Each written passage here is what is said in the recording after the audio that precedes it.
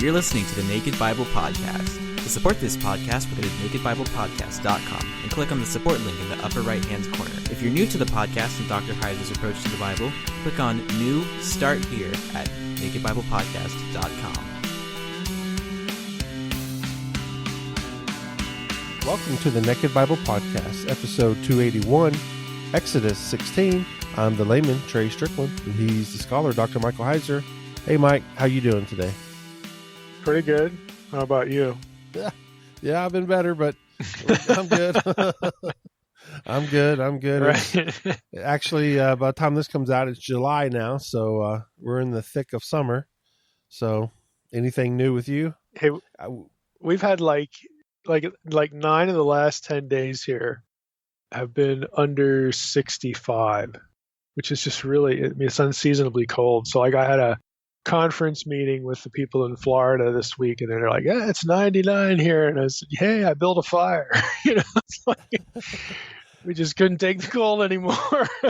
Yeah, it's not the cold that I would worry about, but it's going into that humidity is what I would hate, because it is humid in Jacksonville.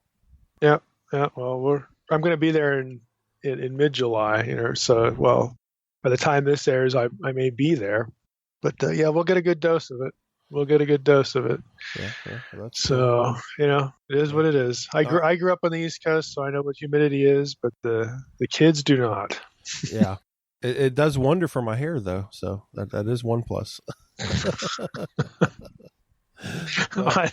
I'm not gonna reap that benefit. So. Yeah, I hear you. Well, how's the house hunting going? Oh, they look, nobody's real serious yet because it's too early. But see, now you have me thinking about the hair. I'm wondering if it's going to curl the pug's hair, Norman's hair. Yeah. Maury has this short, bristly kind of hair, but Norman, he's fluffy. So yeah. I wonder if it'll do anything to him. You'll have to take a picture for all of us. All right, Mike. Well, I'm sure he'll want to do that. So, all right, Mike. Well, we're in Exodus 16, so we're chugging away. No part 1, no part 2, A, B, C, D. No. We're just straight up 16. Yeah, this isn't going to feel like Stranger Things either. This is going to feel like a little bit of Bible trivia here, because this chapter has a number of anachronisms in it. And some of them are sort of more substantial than others, but it takes us into authorship issues and when was this or that part written issues. So it's going to feel a little bit like, I don't know, critical trivia or something like that. But the chapter has, 4 or 5 of these in it. So on the one hand, it's not like we're doing the cool stuff like, trips to Sheol and, all that kind of stuff like we've been doing with the Red Sea crossing. But I think this is still productive because it's really useful, at least in my mind, that people are aware of these sorts of things in the text because, as I've said many times, we need a view of inspiration that accommodates these things, that includes these things in the way we think about how we got the Bible. So I think with respect to that, this is a pretty useful episode because that's kind of where we're going to camp out the whole time on some of these oddities in the text. And all of them are pretty easy to read over. But once, I point them out, I think our listeners are going to go, oh, yeah, well, what's that doing there?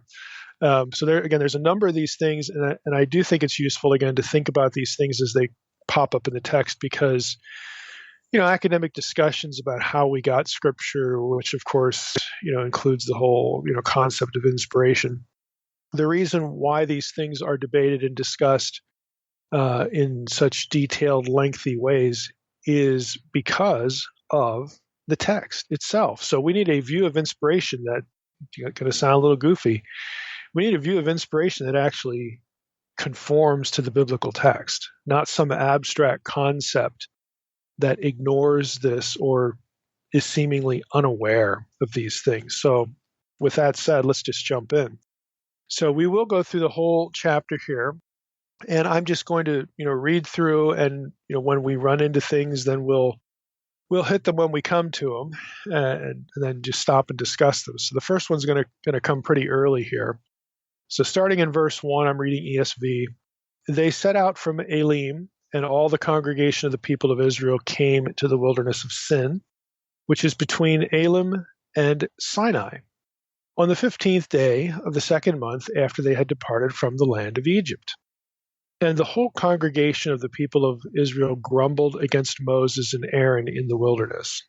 And the people of Israel said to them, "Would that we had died by the hand of the Lord in the land of Egypt, when we sat by the meat pots and ate bread to the full. For you have brought us out into this wilderness to kill this whole assembly with hunger." Then the Lord said to Moses, "Behold, I am about to rain bread from heaven for you. And the people shall go out and gather a day's portion every day, that I may test them, whether they will walk in my law or not. On the sixth day, when they prepare what they bring in, it will be twice as much as they gather daily." So Moses and Aaron said to all the people of Israel, "At evening you shall know that it was the Lord who brought you out of the land of Egypt. And in the morning you shall see the glory of the Lord, because he has heard your grumbling against the Lord." Let me just pause there for a moment. Incidentally, that's kind of a bit of an odd kind of third-person reference there, but we'll just keep going. "For what are we that you grumble against us?" And Moses said, "When the Lord gives you in the evening meat to eat, and in the morning bread to the full, because the Lord has heard your grumbling, that you grumble against him, what are we? Your grumbling is not against us, but against the Lord." And then I'm going to stop there. We go into the episode where Moses and Aaron are speaking to the congregation. But back in verse 4, let me read it again. Here's our first, "Why is that there?" example. "Then the Lord said to Moses, Behold, I am about to rain bread from heaven for you, and the people shall go out and gather a day's portion every day, that I may test them, whether they will walk in my law or not." Do you see the issue? There's a reference to the Torah, walk in my law, Torah. They don't have the law yet. They're not at Sinai. The law hasn't been given. So what is that? Is this a reference to the Mosaic law that doesn't exist yet? Well, maybe. But Exodus 15:25, back in the previous chapter, may indicate a more general idea that God gave the people rules before they actually get the law, capital THE, the law. Let me read Exodus 15:25. "And he cried to the Lord, and the Lord showed him a log, and he threw it into the water, and the water became sweet. Then the Lord made for them a statute and a rule, and there he tested them." This is the reference to the solution to the bitter waters. So the Lord makes for them a statute and a rule. So God gives them instruction, you could say, before they actually get the law at Sinai. And the fact that the word Torah here shows up doesn't necessarily mean that we have some anachronism here. Sarna sort of takes that trajectory, and he writes this: Exodus 15:25 leads us to assume a tradition about laws given before the Sinai revelation. Okay? And if this was the only instance in this chapter, you could say, yeah, okay, I can live with that. God's given them rules before they get like the real rules. And so the fact that the writer would use this kind of vocabulary doesn't mean that we have something really odd here, maybe a boo-boo, where, we reference the law before it actually exists. If this was the only instance of this in this chapter, you could live with that. But as you can tell from what I just said, we are far from that being the only instance of this. Now we get down to verse 9. Let's pick it up there again. Moses said to Aaron, "Say to the whole congregation of the people of Israel, come near before the Lord, for he has heard your grumbling." And as soon as Aaron spoke to the whole congregation of the people of Israel, they looked toward the wilderness, and behold, the glory of the Lord appeared in the cloud. And the Lord said to Moses, "I have heard the grumbling of the people of Israel. Say to them, at twilight you shall eat meat, and in the morning you shall be filled with bread. Then you shall know that I am the Lord your God. In the evening quail came up and covered the camp, and in the morning dew lay around the camp. And when the dew had gone up, there was on the face of the wilderness a fine flake-like thing, fine as frost on the ground. When the people of Israel saw it, they said to one another, 'What is it?' For they did not know what it was. And Moses said to them, 'It is the bread that the Lord has given you to eat. This is what the Lord has commanded. Gather of it, each one of you, as much as he can eat. You shall take an omer, O-M-E-R, according to the number of the persons that each of you has in his tent. And the people of Israel did so. They gathered, some more and some less. But when they measured it with an omer, whoever gathered much had nothing left over, whoever gathered little had no lack. Each of them gathered as much as he could eat. And Moses said to them, let no one leave any of it over till the morning. But they did not listen to Moses. Some left part of it till the morning, and it bred worms and stank. And Moses was angry with them. Morning by morning they gathered it, each as much as he could eat. But when the sun grew hot, it melted. Okay, now listen for what comes next. On the sixth day, they gathered twice as much bread, 2 omers each. And when all the leaders of the congregation came and told Moses, he said to them, "This is what the Lord has commanded. Tomorrow is a day of solemn rest, a holy Sabbath to the Lord. Bake what you will bake and boil what you will boil, and all that is left over lay aside to be kept till the morning." So they laid it aside till the morning, as Moses commanded them, and it did not stink, and there was no worms in it. Moses said, "Eat it today, for today is a Sabbath to the Lord. Today you will not find it in the field. 6 days you shall gather it, but on the 7th day, which is a Sabbath, there will be none." On the 7th day some of the people went out to gather, but they found none. And the Lord said to Moses, "How long will you refuse to keep my commandments and my laws? See, the Lord has given you the Sabbath. Therefore on the 6th day he gives you bread for 2 days. Remain each of you in his place. Let no one go out of his place on the 7th day." So the people rested on the 7th day. Now that's reading through verse 29. We're about 3/4 of the way through the chapter. Do you see the issue here? We have several references to a day of solemn rest and to specifically a Sabbath. Now, we haven't gotten the Sabbath command yet. And if you think, well, the Sabbath is just something that was part of Israelite culture, think about what you're saying. How would they know about the Sabbath? Well, it's in Genesis, right? Genesis isn't written yet. The same guy who's speaking to them here, who is ostensibly supposed to record the law giving at Sinai, which hasn't happened yet, is also the guy who supposedly wrote Genesis. We have references to the Sabbath before, biblically speaking, anybody even knows what that is. Now, there are two. It's kind of curious if you actually look it up. There are 2 and only 2 references to a 7th day with the command or the comment that it was a day of rest prior to Exodus 20. There's only 2 times when you have reference to a 7th day before we hit Exodus 20. That's the giving of the 10 commandments. And those 2 references are Genesis 2 and 3. Exodus 16:23, which we just read, is the first use of the noun Shabbat, Sabbath, in the entire Torah. Now, if that sounds surprising, yeah, it is surprising, but it's true.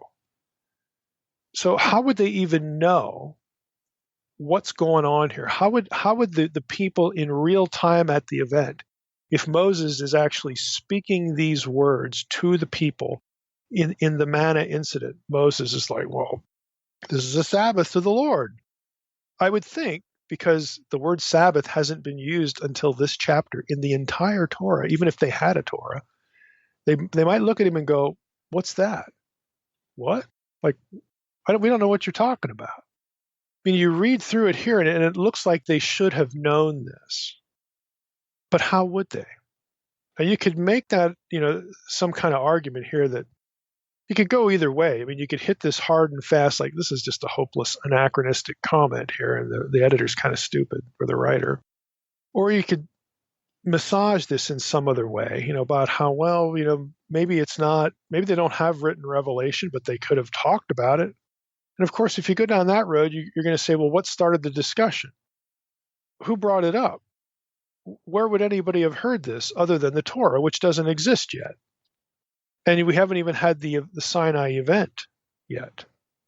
So, okay, in theory, they could have been talking about 6 days and 7th day as rest day. But if you're the people in real time here, where do they get that information?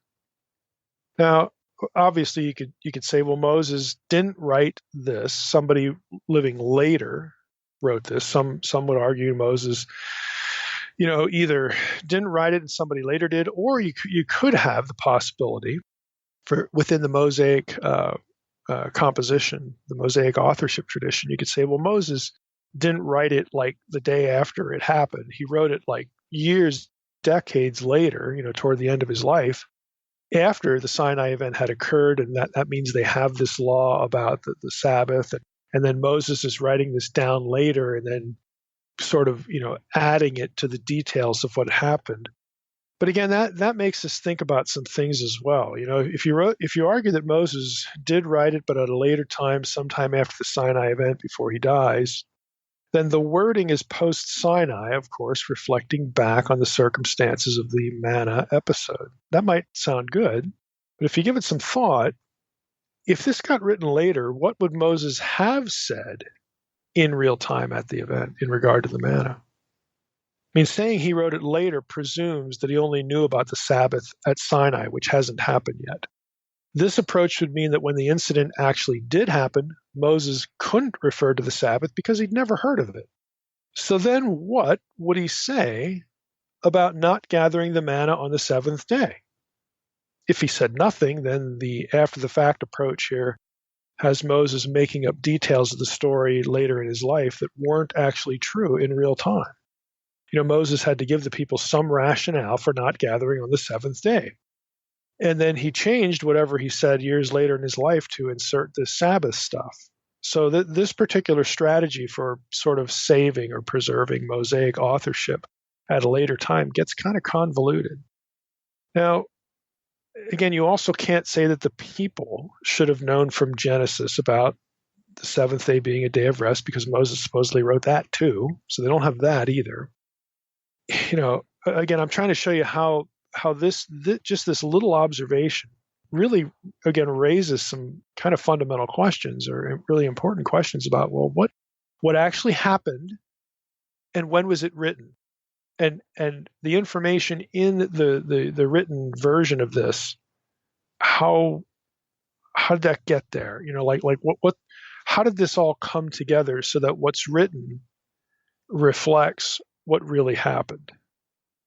If you say that Moses wrote it or somebody else did, later, like oral tradition, we'll just say, they would have to be, either Moses or this other person would have to be recollecting some original rationale for not gathering the manna, if at the real time event. But what would the source of that information be?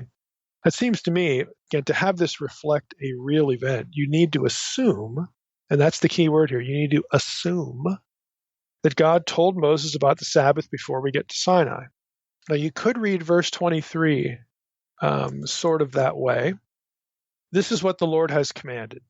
Tomorrow's a day of solemn rest. This is Moses speaking. Tomorrow's a day of solemn rest, a holy Sabbath to the Lord. Bake what you will bake, boil what you will boil, so on and so forth. So you could say, well, God, not only told them like what to gather and bake and not bake and all this kind of stuff, but God offered him some instruction about the concept of the Sabbath before we ever get to Sinai, which is where the Sabbath is going to become a command.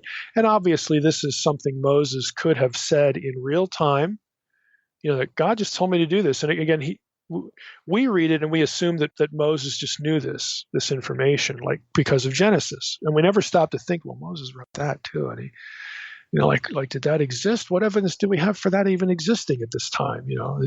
We never think about questions like this, but critics do. They think about them a lot.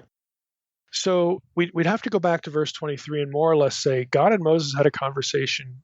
God dropped a few breadcrumbs here about this Sabbath thing, even though, he hasn't, in a Mosaic authorship model, he hasn't prompted Moses to write Genesis yet. He hasn't given Moses the revelation about what happened at creation. He hasn't done any of that. So, but he's dropped enough breadcrumbs here in Moses' skull, so to speak, or in the conversation, so that Moses know, okay, this is important to God, that we not do stuff on the seventh day. Okay, that's what I'm going to tell the people. And we don't have to assume that Moses knew much more than that. Now he's going to get more information. And once the Sabbath idea becomes a command handed down at Sinai, the Sinai event, then later in his life, Moses will know what a big deal this was and what the rationale for it was.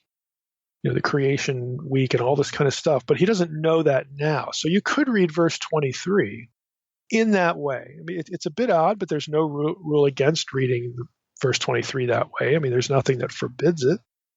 You could just suppose that the instruction here was more general and it gets codified later. Again, is that a distinction that makes a difference? To some people it is, and some people it wouldn't be. But again, I want to point it out that even though it's easy to read this and we never think about these questions, they're actually real questions. And there will be people, again, who have no concern, nothing invested in the idea that Scripture either, in any sense, comes from God, either providentially or some, sort of, more spooky, kind of automatic writing kind of thing. I'm using the two ends of the spectrum here, the caricature of inspiration here. Somebody who doesn't care about anything on the spectrum. And, the Bible's just a book. It's a human book and put together by humans, and that's the end of the story. We don't have to think about providence here or God's role or anything like that. It's a book written by people about God. God really had nothing to do with the content itself. Okay, if you're in that camp, and most, I think it's fair to say most critical scholars are, you're going to notice things like this. And again, if you're mean-spirited, and you happen to have a group of, as a group of freshmen in front of you, or somebody taking Bible as lit, and you're looking forward to disabusing them of any sense of divine origin for this document they call the Bible, you could pull this one out real easily. So we need to be thinking a little bit better about how these things in the text come together, either at one point or in stages or with many hands and all that kind of stuff. This is why I have that short series of lectures that I do about having a better view of inspiration. This is why it's important. We had some of these in the preceding episode, and I think even the episode before that, but this chapter, again, has a number of these. They're easy to miss. They're easy to read over. They're easy to not think about because we have the whole canon. We just assume that Moses has all this in his head and that Genesis has already been written, or that it's oral tradition, and you could say, well, it could still be oral tradition.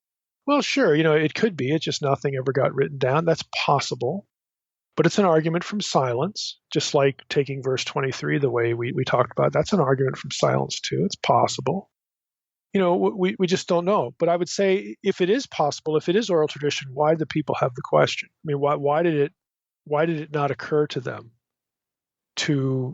why were there some dunderheads in the group that went out on the seventh day and well, what's the big deal? I mean, you would think if this is an oral tradition that has become intrinsic to the culture, that there wouldn't be a question, there wouldn't be any need to answer the question.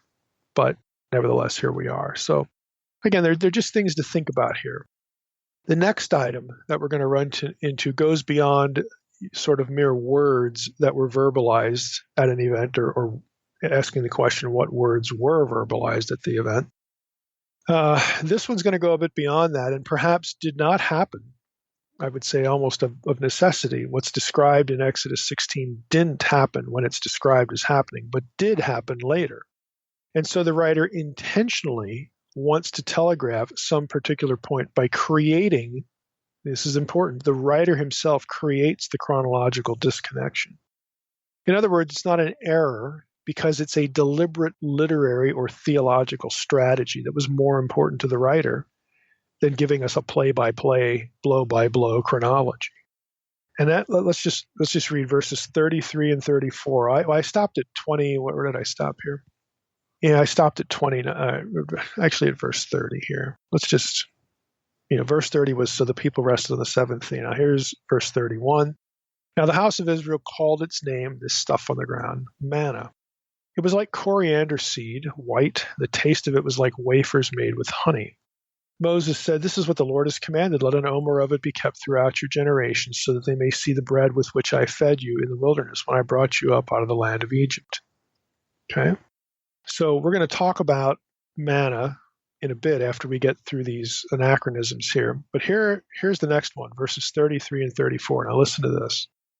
And Moses said to Aaron, take a jar and put an omer of manna in it and place it before the Lord to be kept throughout your generations.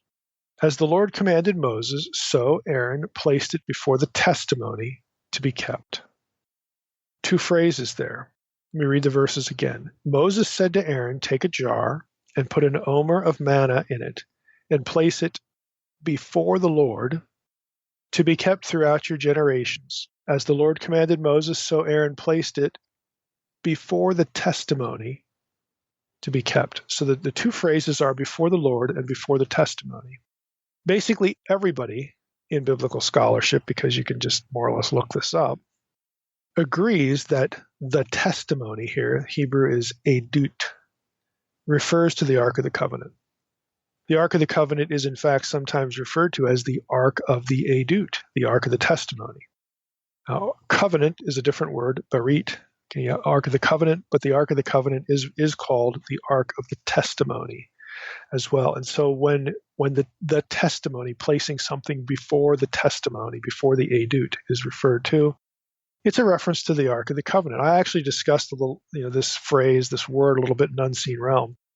Now, Sarna translates the term edut as pact, P-A-C-T.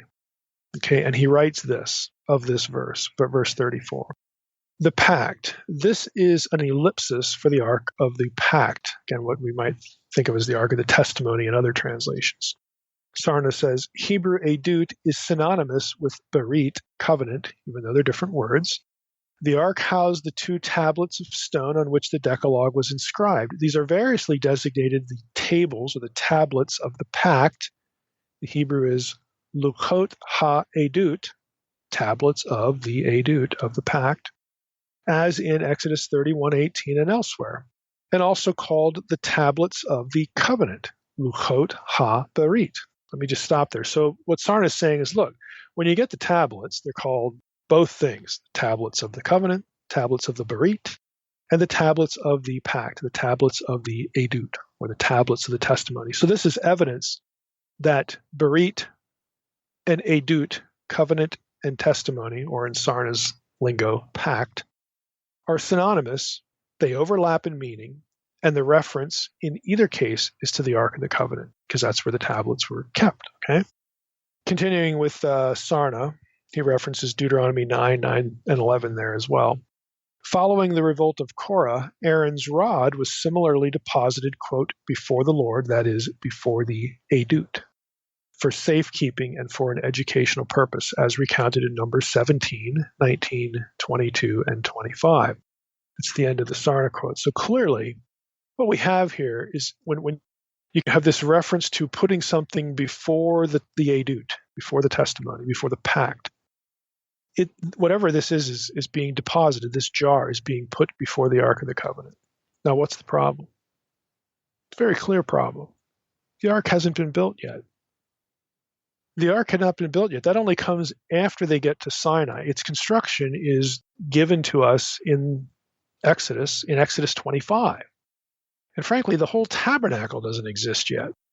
Instructions for the tabernacle and its contents are Exodus 25 through 27, a little bit in Exodus 30. This is clearly anachronistic language. You can't say, well, it just means before the Lord, before the presence of the Lord himself, without a tabernacle. You got a problem there. If the deity is invisible, how do you put anything before it? You say, well, maybe it's the mobile cloud or the angel. Well, that's nice. It's a moving target now. What do you keep following the cloud or the angel around, and whenever he stops, you put the jar there at the feet or at the bottom of the cloud. I mean, it's really convoluted, and it ignores the kind of data that Sarna had in his quotation that edut and barit are the ark of the edut and the ark of the barit. They're the same object. This is two ways of referring to the same thing, and it hasn't been built yet. Again, it's a clear anachronism. And again, it goes beyond, what might have been floating around in somebody's head in terms of a conversation or instruction, like the earlier examples. This is something that was either done at that moment or not. And you can't say it was done at that moment because the things that you need to do it don't exist yet. Now, Sarna writes of this. I mean, obviously commentators, this isn't news to them. Sarna writes the appendix, this commentary, the appendix, he's referring to verses 33 and 34, actually to the end. of the chapter, which concludes with verse 36. But verses 33 and 34 is where we're at now. He says this appendix stems from a later time than the events just narrated. It presupposes the erection of the tabernacle, the appointment of a priesthood, the termination of the fall of manna, and that's important. It presupposes that the manna is going to end. It presupposes the settlement in the land and the obsolescence of the omer measure. Now, that might be a little bit of an odd detail. We'll come back to that, but that's actually interesting too. Sarna writes that medieval Jewish commentators recognize that verses 32 to 34 tell of events that took place later on. It was already well established in rabbinic times that the order of the Pentateuchal narratives does not necessarily conform to chronological sequence. That's true, and we've seen it already before in other instances, where things will be inserted, again, to draw the reader's attention to something deliberately.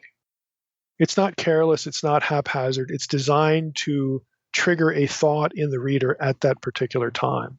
There's something that the writer is trying to either teach the reader or reinforce in the reader's mind. That's why you have these disconnections. And this is going to be another such instance. Now, Durham, in the Word Biblical Commentary, again, notices this, and he writes as follows. He says, this location, again, before the edut, the testimony, as critics have frequently pointed out, is anachronistically specified here. The testimony, in front of which the jar containing the manna is to be placed, is the testimony of the tablets or the tables of the 10 words, the 10 commandments, or the Ark of the Covenant that contains these tables of the commandments. And of course, neither tables, nor commandments, nor Ark, nor covenant have made an appearance in the Exodus narrative to this point. Neither, for that matter, apart from this passage, has the institution of the Sabbath, holy to Yahweh, been given, at least as a law. These references, Durham continues, are set here, however, for an important theological purpose which overrides considerations of logical and chronological sequence. Yahweh has proved his presence in his provision for a complaining and disobedient people. That proof, miraculously wrought, must be plain to the descendants of Israel, who have yet to face the struggle of belief. They should share the story of their fathers and also the important evidences of their faith. Thus, the manna is to be kept, 1 omer of it, 1 day's supply for one person. It is to be put in a jar and located in a spot before an object anyone reading the passage would know full well. The redactor who made the compilation of Exodus 16 was aware of this and was more interested in the proof and its transmission to the generations than in preserving a chronological and consistent sequence. Now, let me just stop there and unpack that a little bit.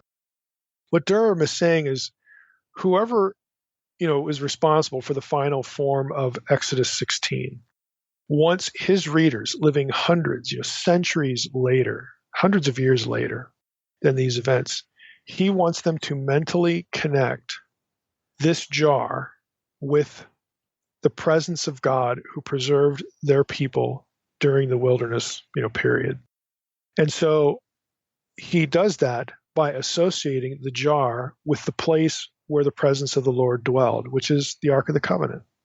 So it's a device designed to teach them a theological point.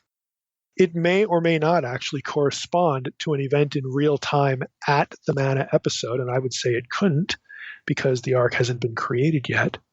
Rather, it's a teaching point. It is something that the editor deliberately casts the story this way so that any visitor, I'm using, air quotes now, anyone basically who's living centuries later who would hear about the jar, the manna, or, let's just throw in Aaron's rod and the tablets of the law. But this is the anachronistic example. They're going to know, because those things are stored at the Ark of the Covenant, which is where Yahweh dwells, that the manna was somehow connected to Yahweh. It was something he gave. They can't take a picture of it. They can't take a video of God giving them manna in real time. There's no way to quote unquote prove the point. And so what the editor does is the best he can. He associates the jar, which people could, in theory, go see, or again, if they knew a priest, a high priest, or whatever, The priest says, yep, it's in there, or, in theory, if it's not mobile anymore, but the tabernacle does get disassembled after to get into the land during the period of the judges and all this sort of stuff. I mean, people are going to see these objects, a couple hundred years, centuries after the fact, before we even get to the monarchy. They're going to see these objects. And when these things get written down, by juxtaposing the relationship of these objects to each other, the jar with the Ark and the Covenant and whatnot, it's going to telegraph the point that it was God who gave us this manna. And here's the proof. Here's some manna. Here's the jar. It's right in there before the Ark of the Covenant, because that God was the point of origin for it. Again, they don't have any other means to connect these things other than written words. And since the events and the objects didn't coexist at the time, but they were certainly associated, it is the presence of God that sits, on the throne of the Ark of the Covenant, who gave them the manna. Even if the Ark didn't exist at the time of the manna, it was still the same God who did that. They're trying to juxtapose these things in by the only means they have, and that is writing. And so this is an editorial decision to connect two things that belong together, but were not together in real time. That's what they're doing.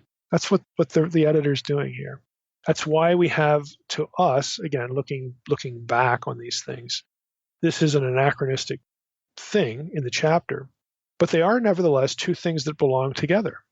Two things that in real time were in fact associated with each other: the presence of God, the power of God, and the manna. And the only way that people are going to be able to sort of visually, or some other way, having some kind of proof that these things were connected together, was to connect them literarily in the text that they will have, and that will be copied, and people hundreds, thousands of years later can read about it.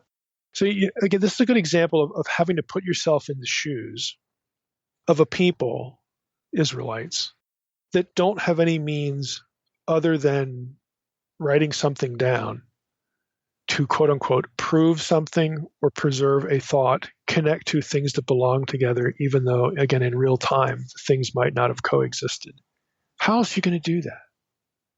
Now, if they were artists, if Israel did lots of iconography, and of course they don't, because they don't have a country. Okay, they don't have cities, they don't have a temple, they don't have any of this stuff yet.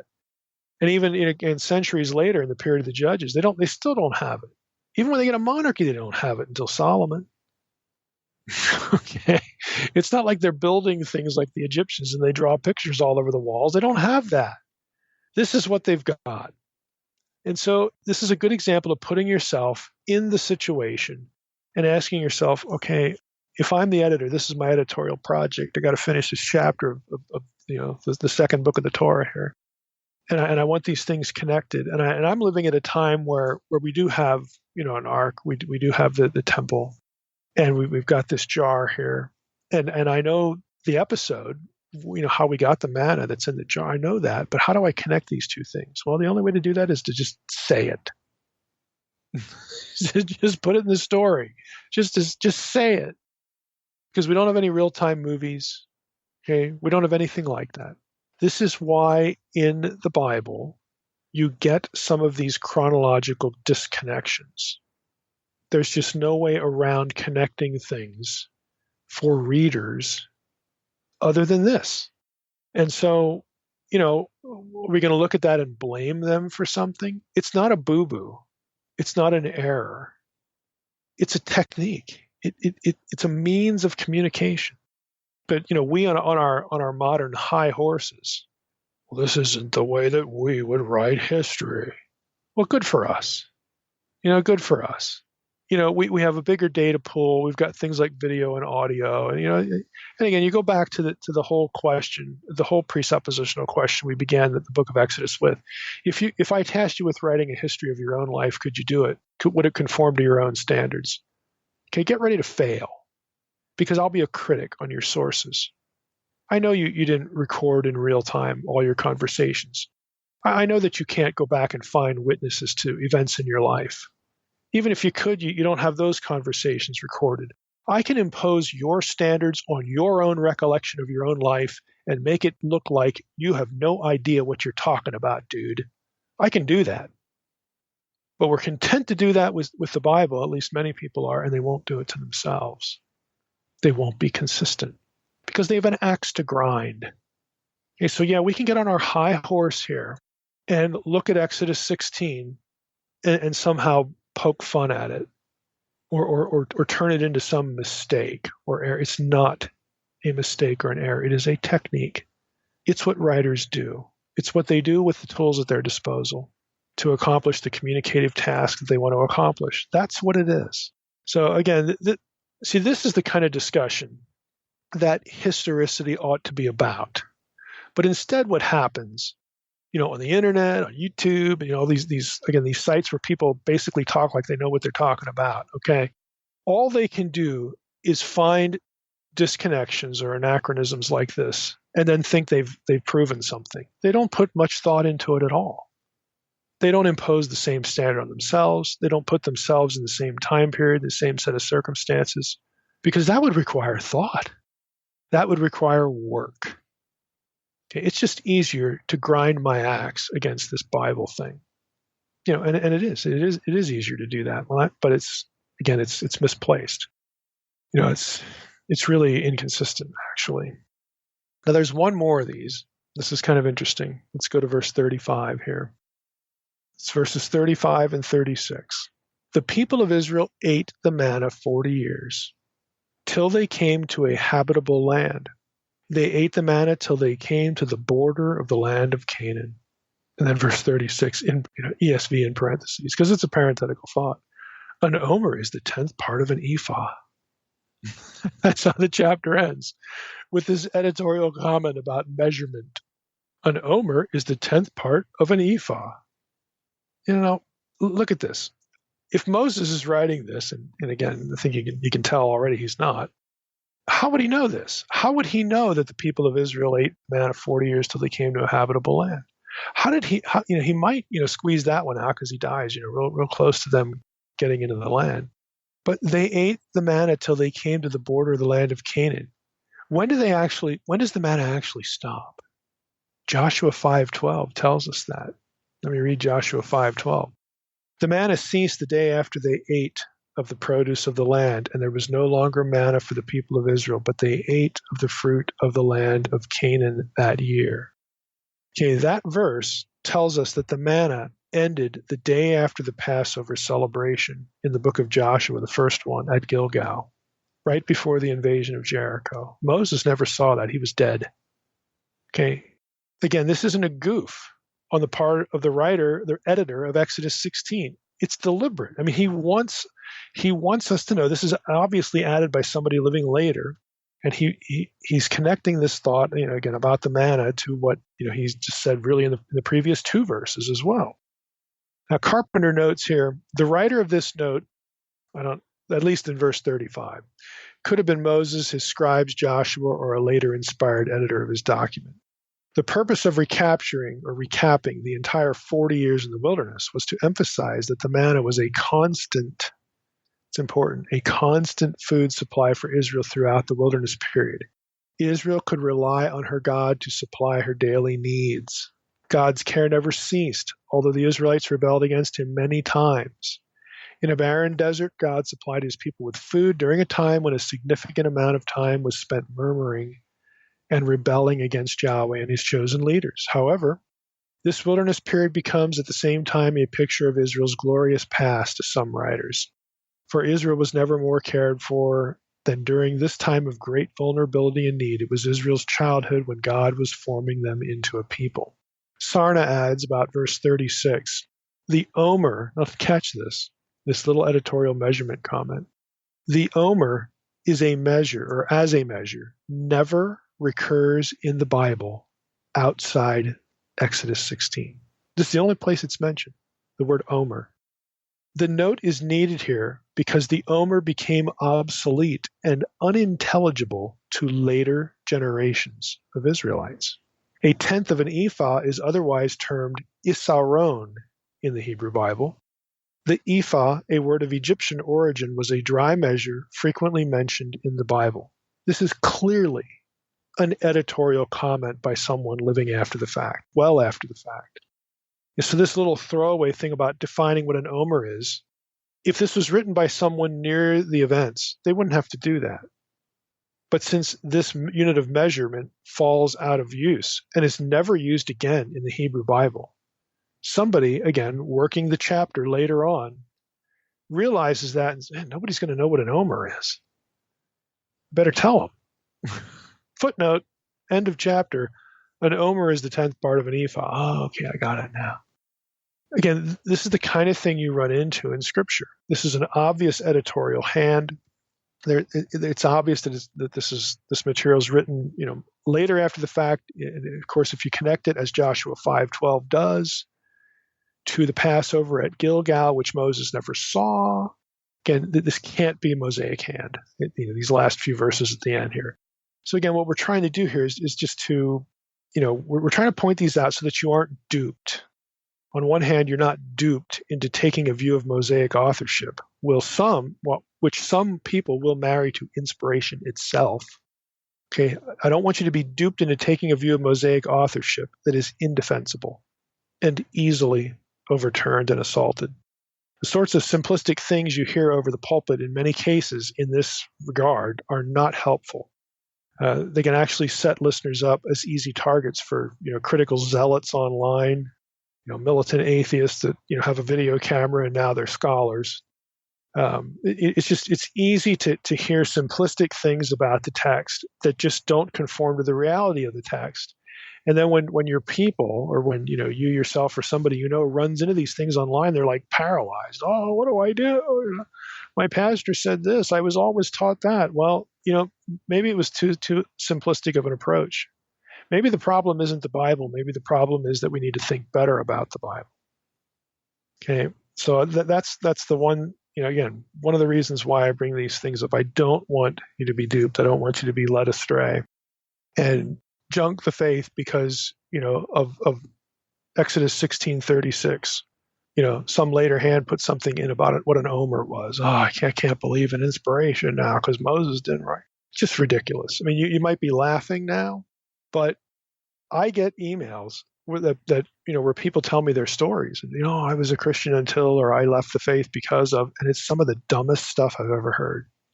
Now, it wasn't dumb to them because it had an impact because they were poorly taught, but it's like this would have taken 5 minutes to clear up by somebody who could just think better than wherever they got their information here. And if you're in pastoral leadership, let me just get on my soapbox here a little bit. If you're in pastoral leadership, you owe it to the people under your charge to do some studying and to think better, because they will come to you as the source, the person who has the answers for their questions.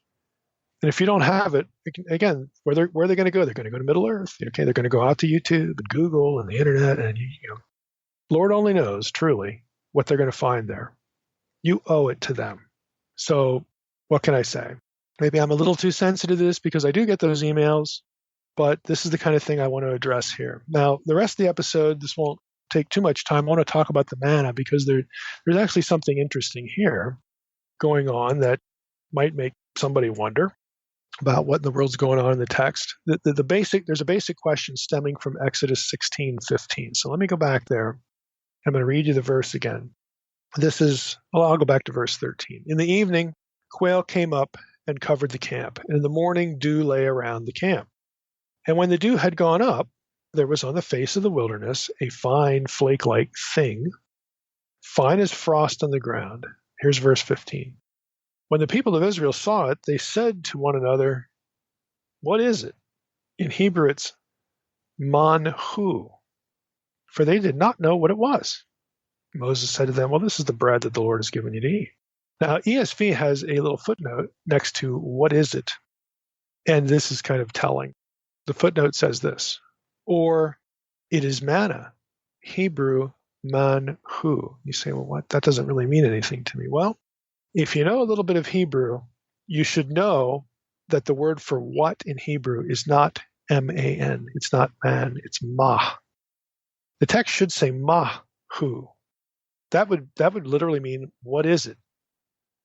Now, the fact that the ESV puts a note there they take man hu and say, or it should read, it is manna. That hu could be translated it, and then man is manna. It is manna. It gets rid of the question. And when you say, well, why would the translator want to get rid of the question? Because the translator knows that man, M-A-N in Hebrew, is not a question. That word is ma. So the translator of the ESV knows that there's an issue here. There's something funky going on here with the Hebrew text. So, and the Net Bible actually gives a kind of an extensive note on this, but I want to read just a sentence or two from an article here. The article is by Zvi Ron, that's R-O-N, and it's entitled, "What is it? Interpreting Exodus 16:15." It's from the Jewish Bible Quarterly, volume 38, number 4. It's a 2010 article, and it's 7 or 8 pages long, 229 to 236. So he tackles this question. He writes, if the Israelites spoke Hebrew, and since the Hebrew word for what is ma, why did they ask man hu when seeing this food? Based on proper Hebrew, they should have asked ma hu and named the manna ma instead of man. Okay, so that's what his whole article's about. Like, what in the world is going on here? Now, the Net Bible says this. Okay, the text has man hu ki lo yad'u ma hu. See, at the end of the sentence, it actually has the correct Hebrew word ma hu, but in the beginning it has man hu. So man hu, that's the troubling portion. What is it, or it is manna, the ESV footnote. For, again, they didn't know what it was, ma hu. So it's really odd that the second half of the verse has the correct, the quote unquote, correct Hebrew, and the first half doesn't. So the Net Bible writers, the editors say, from this statement, the name manna was given to the substance. Man, for what, is not found in Hebrew, but appears in Syriac as a contraction of ma-den. What then? In Aramaic and Arabic, man is what, so it shows up in Aramaic and Arabic, but not Hebrew. The word is used here apparently for the sake of etymology. In other words, there's their suggestion that the writer uses man here to connect it with the noun that will follow later in the chapter, the noun man, which is manna, when it's in noun form. So that's their take. Then they quote Brevard Childs, here's a famous commentary on Exodus, so on and so forth. Childs follows the approach that any connections to words that actually meant what are unnecessary, which is unfortunate because that's the trajectory we're going to follow here in the rest of the episode.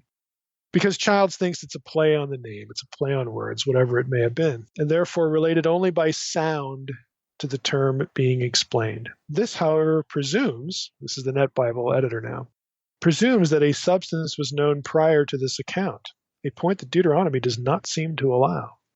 S.R. Driver says that it is not known how early the contraction came into use, this other form, but that this verse seems to reflect it. Probably one must accept that in the early Israelite period, man did in fact mean what. There seems to be sufficient evidence to support this. Now, the Net Bible refers to 3 sources here. This is getting a little arcane, but I kind of like this stuff, okay? It refers to the El Amarna tablets, one a tablet and a citation, a line there. It refers to Gordon's Ugaritic textbook, and it refers to the Dictionary of Northwest Semitic Inscriptions. I'll come back to that comparative Semitic stuff in a moment, but for the time being right here, we have an issue here that man, translated what, does not occur in Hebrew. So what's it doing here in Exodus? How do we resolve this? Now, Ron's article, that article I mentioned a few minutes ago, goes through all the options, and which is why it's of interest. And I will put it in the protected folder for the curious. I'm going to excerpt a couple places from it. He writes, in the JPS, Jewish Publication Society translation of Exodus 16:15, the phrase man hu is understood to be a question. What is it? Many commentators affirm that the Israelites who said man instead of ma must not have been speaking typical Hebrew at that time. The early medieval sages Rashbam, Yosef Bechor Shor, and Hizkuni explained that man is the Egyptian word for what. And at that time, the Israelites spoke a version of Hebrew that again, in theory, was heavily influenced by Egyptian. Let me just break in here. That's overstated. Now, it's true that, again, for those out in our podcast audience who've had Middle Egyptian, hieroglyphs, okay, if you have access to Faulkner's concise dictionary of Middle Egyptian and Gardner's grammar, Gardner's sign list, you'll find man in those sources. They note the word. It's actually a variant spelling of the normal interrogative pronoun in Egyptian. Again, Ron's article quotes Budge. Budge is a more popular and frankly less accurate Egyptian dictionary lexicon than some of these later ones are. But the later ones do have it. Now, again, I think this is a bit idiosyncratic. It's one word. How can we conclude that the Hebrew of Exodus 16 is, quote, heavily influenced by Egyptian if we're only dealing with one word? I think that's overstated. I think it's kind of unnecessary given something that follows here. So back to Ron's article. He notes that Umberto Cassuto, was a famous Jewish scholar, written a couple commentaries on Genesis. And, I mean, he's kind of well known in evangelical circles. Cassuto gives a similar explanation and writes that in ancient Canaanite languages, the word for mot or for what is man. In Ugaritic, remember the Net Bible footnote referenced the Ugaritic textbook. In Ugaritic, it is mn, and in the Canaanite of the Elamarna letters, it is manu. Remember the Net Bible, again, footnote referenced the Elamarna letters. The Israelites then were using an ancient dialect variant for this word.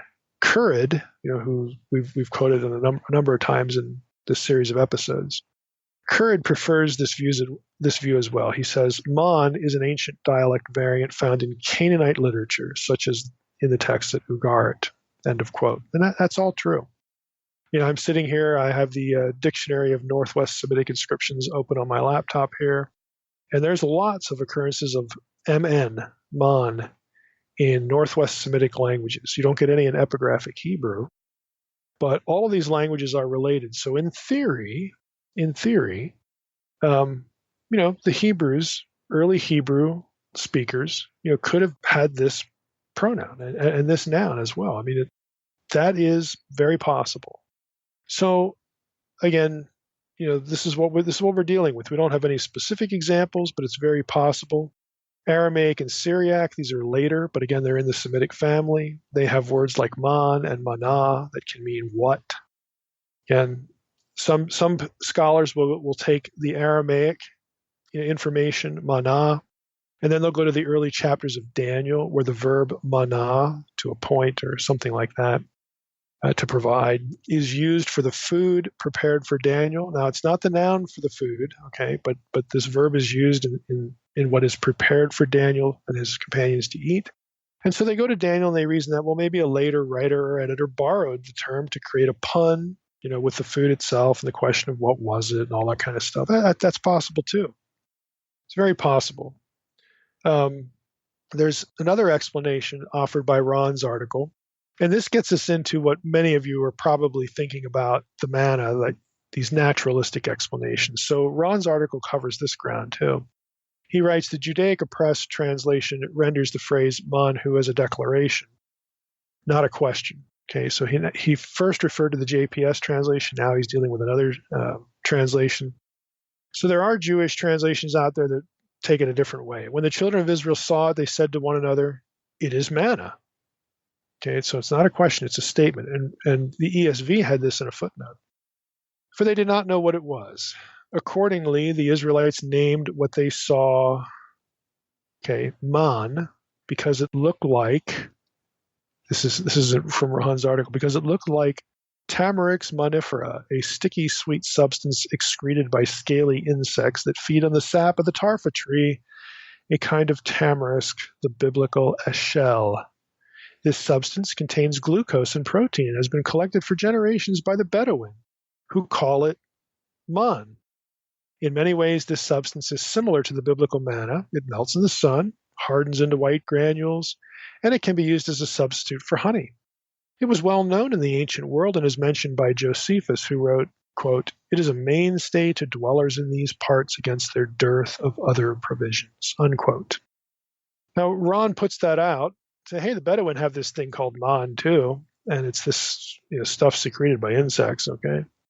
But Ron is fair with the information. He says, there's a problem here. Moses had to explain to the Israelites that what they saw was not anything natural. It was from the hand of God. It was not the natural sap-derived man, but a miraculous substance sent by God. The Israelites named the food they found after the natural man found in the desert. So what Ron is angling for here is, okay, maybe they used the term for this stuff, but the stuff that the Bedouin collect even today was not what they were eating. What they were eating was delivered by God. So, at best, maybe they borrowed a term. So again, Ron is in his articles trying to cover all the bases here, all the possibilities. He doesn't really fall with that explanation. Again, because he sees this account, Exodus 16. God has to tell him Moses has to tell him what it is. And Moses doesn't say, hey, you see that bug over there? Lots of these bugs secrete this stuff. I know it sounds really, really gross, but it's good. That's not what Moses says. And again, it's this idea of bread from heaven. It has a divine origin, not from insects. So Currid chimes in here about naturalistic explanations for the manna, and he writes, numerous attempts, this one I just read from Ron is just one of several. Numerous attempts have been made to define scientifically the nature of the food. For example, Bodenheimer remarks, quote, accordingly, we find that manna production is a biological phenomenon of the dry deserts and steppes. The liquid honeydew excretion of a number of cicadas, plant lice, and scale insects speedily solidifies by rapid evaporation. From remote times, the resulting sticky and oftentimes granular masses have been collected and called manna. Again, that's what Ron just told us about the Bedouin. Currid continues, such explanations are not sufficient, and they do not precisely fit the biblical descriptions. It is unwise to remove the miraculous element. Manna is, quote, bread from God, Exodus 16:15, also called food from heaven, Psalm 78:24, and the bread of angels, Psalm 78:25. Now, my 2 cents here, as we wrap up, to me, it makes the best sense to say that Exodus 16:15's wording in the phrase, manhu, is drawn from an older form of Hebrew than biblical Hebrew. Even though we don't have instances, or at least I haven't been able to find any in the Dictionary of Northwest Semitic Inscriptions. I don't know. I can't remember the date of that publication. It's pretty massive, so it's pretty thorough for the time it was written, but maybe there's something else found that didn't make its way in there. I don't have a photographic memory of all epigraphic Hebrew vocabulary here, far from it. But in view of that absence, inscriptions by definition, epigraphic Hebrew, the corpus, the number of them that we have is pretty small. It's a small corpus. And so the fact that we don't have examples doesn't mean that this word, mn, man, as a pronoun what, that doesn't mean that wasn't in their vocabulary. It's in basically all the other Northwest Semitic languages around them, so it probably was. I'm content with that. To me, that makes sense. Man is an ancient dialect, again, found it occurs in these other dialects, including Ugarit, Canaanite literature, all this stuff. So it's quite conceivable, again, that this was in use for Hebrews in a much earlier period than biblical Hebrew. Again, I'm good with that. I think that's a sufficient explanation. We don't have to, just jump the shark and go off into all these other lengthy trajectories. But I thought I'd throw some of that in case, again, people out there in the audience are curious. So if you're a newsletter subscriber, you can access Ron's article. It's just RON is his last name. I'll put it in the protected folder. And, for the curious, it's an interesting read. But again, for my purposes, where I come down, I'm content to go with the cognate information here, just the cognate possibility or probability that this was part of the early Hebrew vocabulary. And that in and of itself might be something new to listeners. Hope you realize that biblical Hebrew is not quite the same Hebrew that biblical characters would have been speaking, especially the ones in the early stories. Hebrew is like any other language. It evolves. Biblical Hebrew is sort of like a classical Hebrew. There are differences in inscriptions, stuff that's 10th century. 10th century is the oldest Hebrew inscription that we have. 1000 BC. So biblical Hebrew, by its very nature, is later than that. That doesn't mean that all of the biblical stuff was written after the 10th century, even though most critics would say that. We have we have updating of the script. The script certainly changed. The grammar changes. The morphological forms change. So you have an updating later on anyway. Put whatever might have existed in early Hebrew into classical Hebrew form. But again, that may be news to some of you. And I'm not suggesting you got to go out and take a class in that or go get a degree, but you should know that some things in the biblical text that are problematic actually get solved because of that.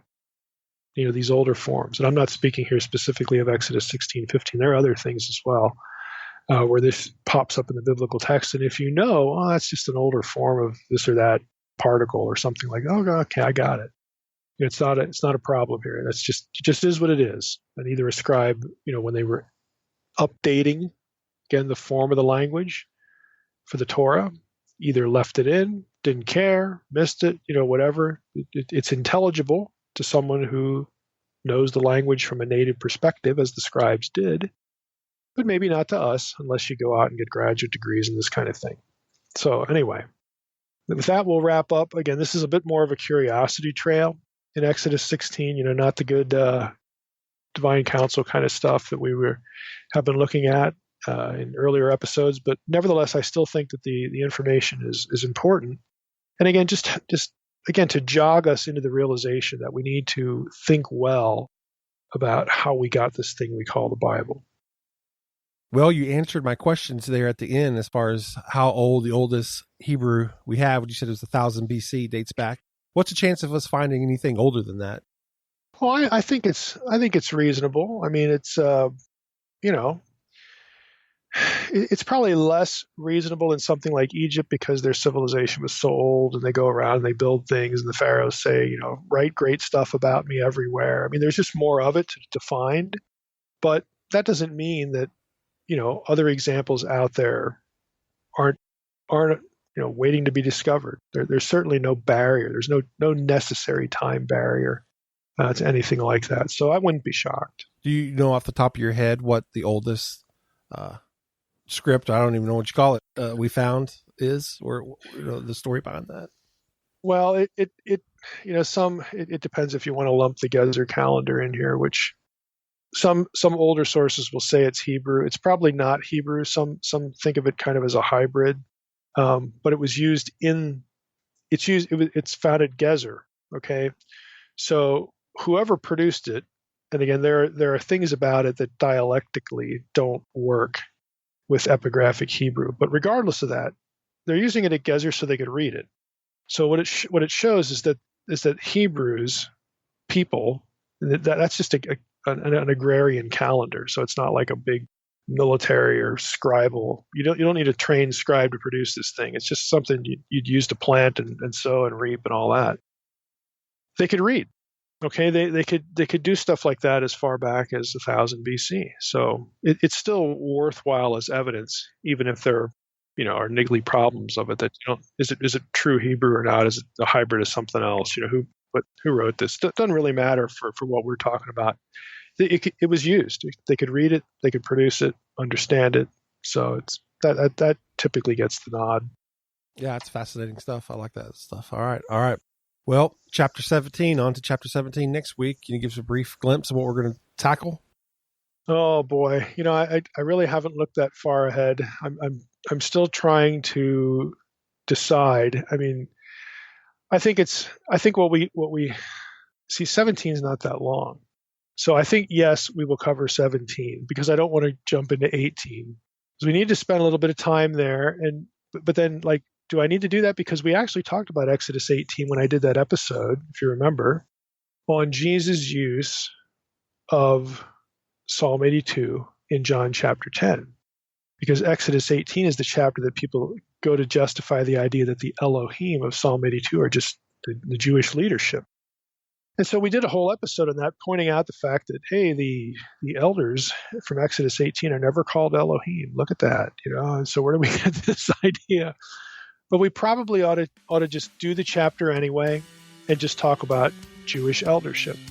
who are these elders? What did they do? So I think we'll take 17 next time alone and then jump into 18 by itself. Looking forward to it. All right, Mike, we appreciate it. All right, I just want to thank everybody else out there for listening to the Naked Bible Podcast. God bless. Thanks for listening to the Naked Bible Podcast. To support this podcast, visit www.nakedbibleblog.com. To learn more about Dr. Heiser's other websites and blogs, go to www.drmsh.com.